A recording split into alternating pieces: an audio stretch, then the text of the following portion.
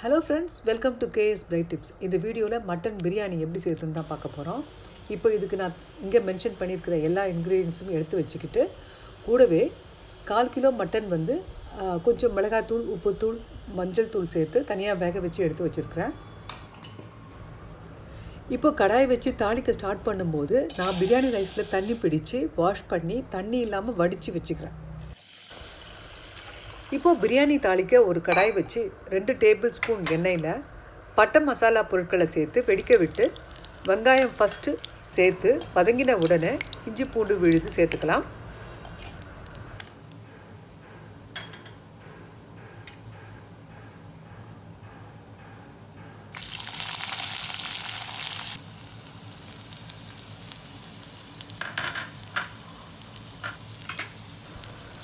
வெங்காயம் சேர்க்கும் போதே இஞ்சி பூண்டு பேஸ்ட்டு சேர்த்து விட்டிங்கன்னா வெங்காயம் வதங்காது, இஞ்சி பூண்டு கடாயில் ஒட்டி ஓவராக செவந்துடும். ஸோ வெங்காயம் வதங்கின உடனே இஞ்சி பூண்டு விழுது சேர்த்துக்கோங்க.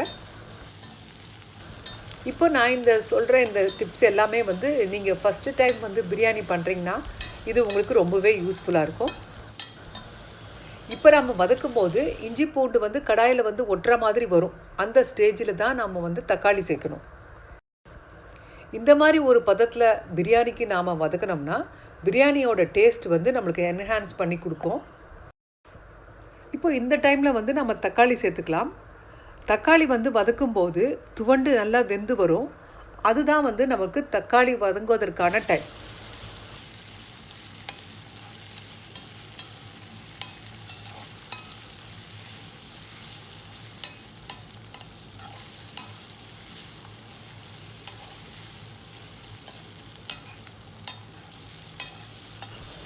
கூடவே இந்த பிரியாணிக்கு தேவையான 2 பச்சை மிளகாயை நான் சேர்த்துக்கிறேன்.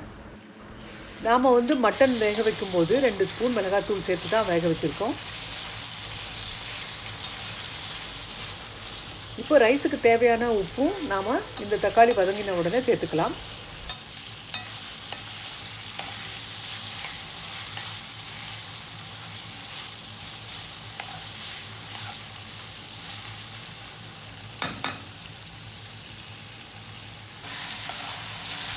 இப்போ பாருங்கள், இந்த ஸ்டேஜில் நான் உப்பு சேர்த்துக்கிறேன்.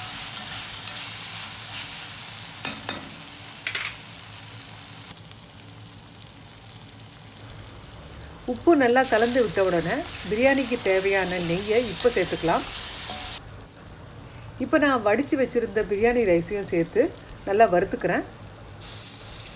இப்போ இந்த மாதிரி வறுக்கிறது என்ன பர்பஸ்னால், நம்ம ஏற்கனவே குக்கரில் மட்டன் வேக வச்சுருக்குறோம். இப்போ ரைஸ் நல்லா ஹீட் பண்ணுறோம். இந்த மாதிரி வறுக்கும்போது ரைஸ் நெய்யில் நல்லா கோட்டிங் ஆகி நல்லா ஹீட் ஆகுது. அப்போ நம்ம பிரியாணியில் சேர்க்கும்போது அதனோட குக்கிங்கோட டெம்பரேச்சர் கரெக்டாக இருக்கும். கரெக்டாக சொல்லணும்னா ரைஸ் நல்லா சூடாகணும். இப்போ நம்ம மட்டன் வேக வச்சுருந்த குக்கரில் சேர்த்து நல்லா கலந்து விடலாம். குக்கரில் நம்ம தண்ணி கரெக்டாக அளந்து வைக்கணும். அது 1 டம்ளர் அரிசிக்கு 1.5 டம்ளர் தண்ணி இருக்கணும். ப்ளஸ் அரிசி தண்ணியில் சேர்த்த பிறகு 10 மினிட்ஸ் தான் இருக்கணும். ரொம்ப நேரமும் அரிசி ஊறக்கூடாது. இப்போ நம்ம அரிசியெல்லாம் குக்கரில் சேர்த்த உடனே குக்கர் மூடி வெயிட் வச்சு ஃபஸ்ட்டு விசில் வரணும். அப்புறம் லோ மீடியம் ஃப்ளேமை வச்சுட்டு இப்போ ஒரு விசில் வந்ததும் நல்லா சிம் பண்ணிடணும். இப்போ 5 மினிட்ஸ் வெயிட் பண்ணி ஸ்டவ் ஆஃப் பண்ணிடணும்.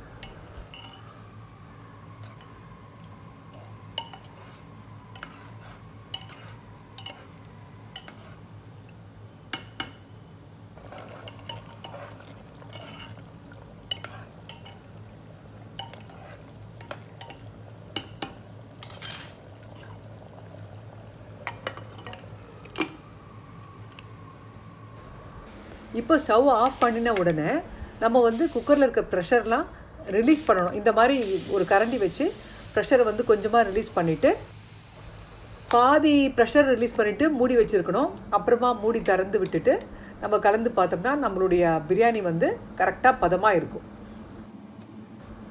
நான் இப்போ தான் கொத்தமல்லி, புதினாலாம் இப்போ தான் சேர்த்துக்கிறேன்.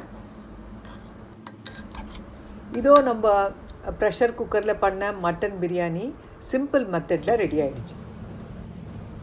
ஸோ என்ன ஃப்ரெண்ட்ஸ், இந்த மெத்தட் உங்களுக்கு பிடிச்சிருந்தா நீங்களும் ட்ரை பண்ணி பார்த்துட்டு எனக்கு கமெண்ட் பண்ணுங்கள். உங்களுக்கு பிடிச்சிருந்தா லைக் பண்ணுங்கள், உங்கள் ஃப்ரெண்ட்ஸ்க்கெலாம் ஷேர் பண்ணுங்கள். மறக்காமல் கேஎஸ் பை டிப்ஸ் சேனலுக்கு சப்ஸ்கிரைப் பண்ணுங்கள். தேங்க்ஸ் ஃபார் வாட்சிங்.